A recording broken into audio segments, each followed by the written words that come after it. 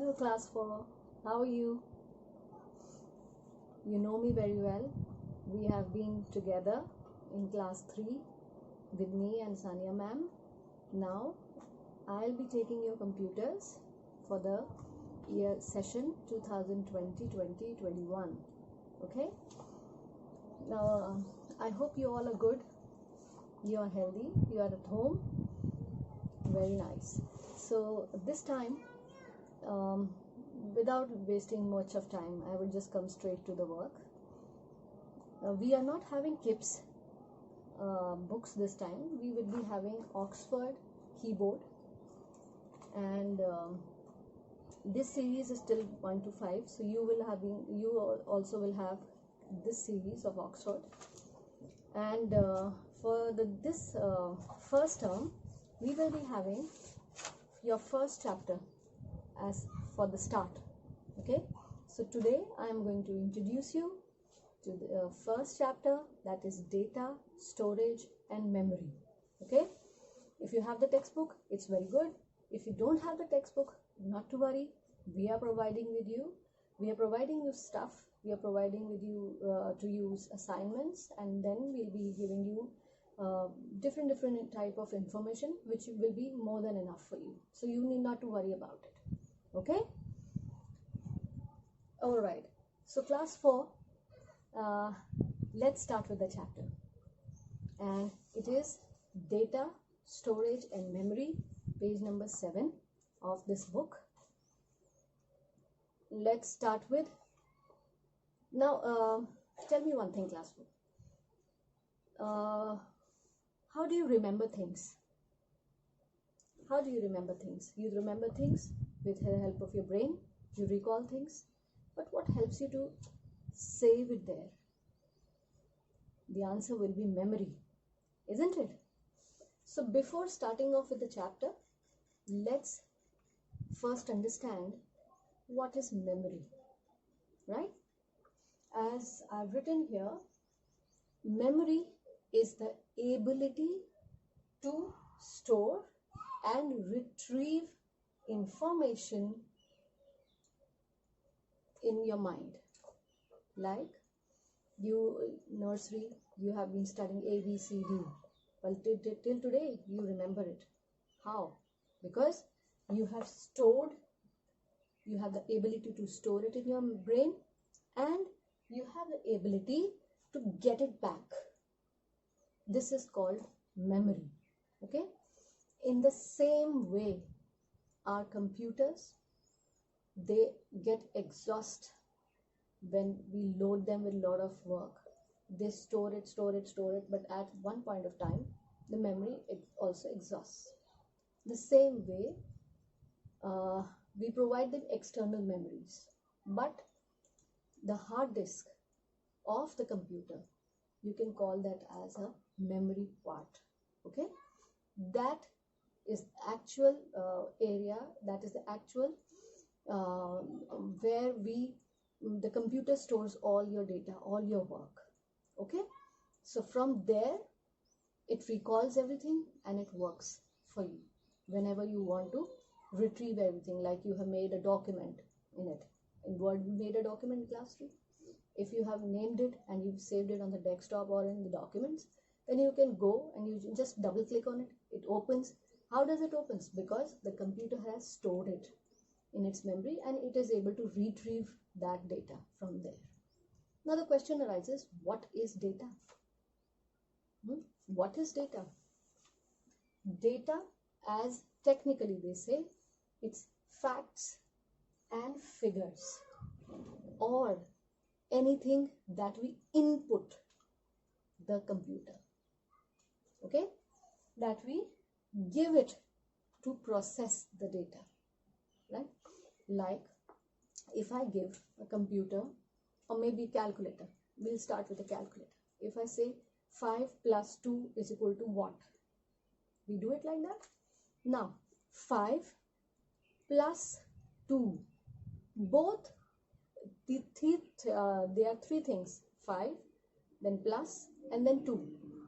These 3 are facts, figures and instructions that you are giving to the calculator.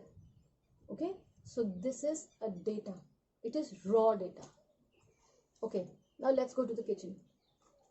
If you ask your mother to prepare a glass of juice for you, how does she does that?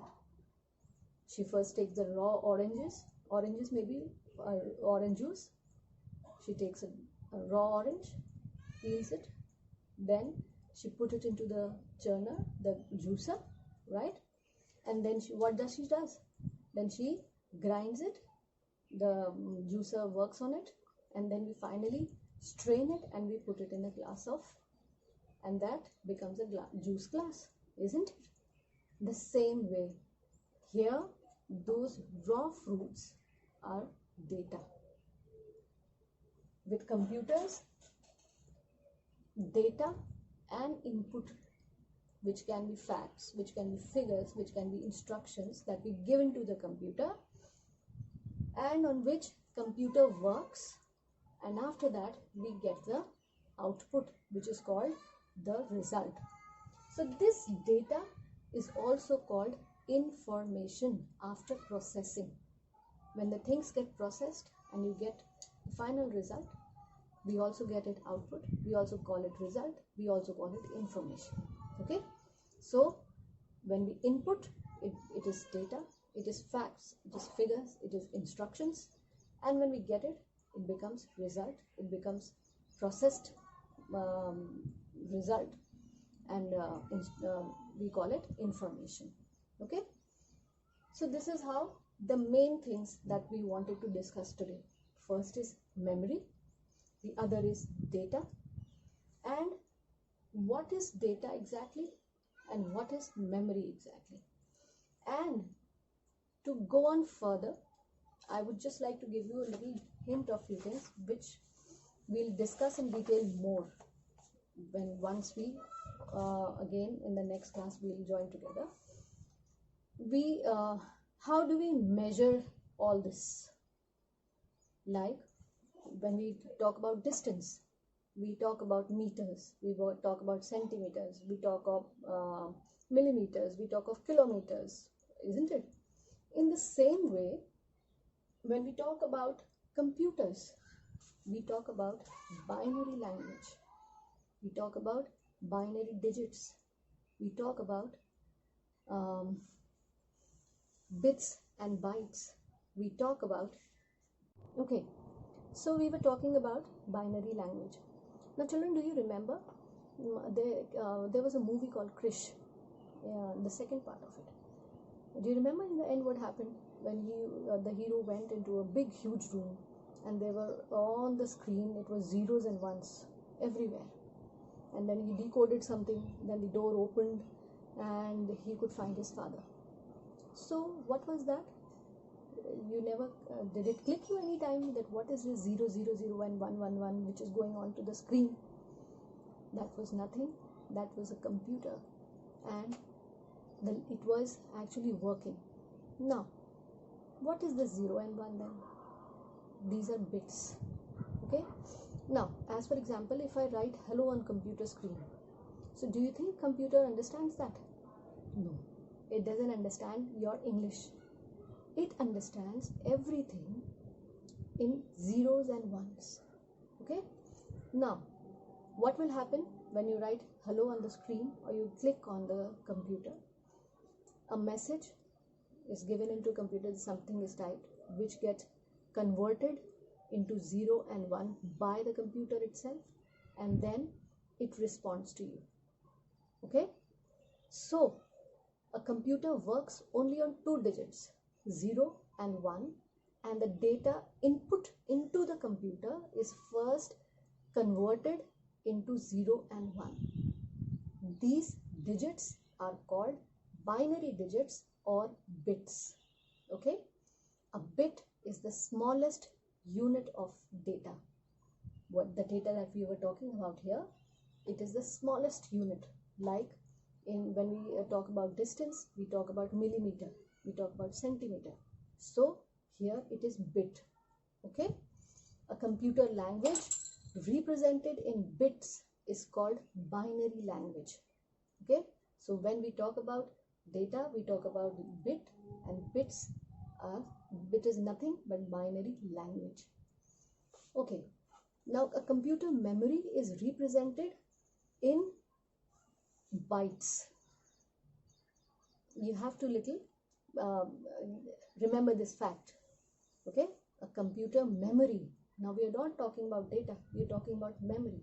This memory of computer is represented by byte. Okay, and what are byte? Byte is nothing but together bits, together a lot of bits together, they become bytes. As for example, 1 byte. Okay, 1 byte, let's see,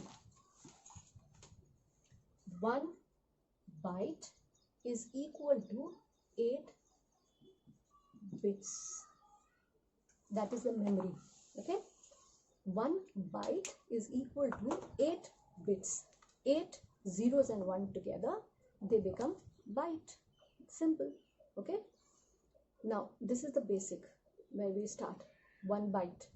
When we want to go further, it becomes kilobyte, again megabyte, then again gigabyte, then terabyte, and then petabyte. I will be sending you a table of it. If you can remember it, very good.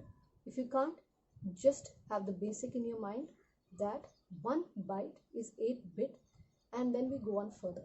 Okay, so that will be very easy for you to understand what memory is. So this is for all today, children. I will be coming up in another video where we'll talk about memory. I have a small assignment for you related to all this which we have studied today, which I will be adding in my video, so you can at home on a pin page you can solve it, and we can check it once we meet again. Till then, you stay connected, you be online, you take care of yourself, and keep revising. Okay, good day, bye bye.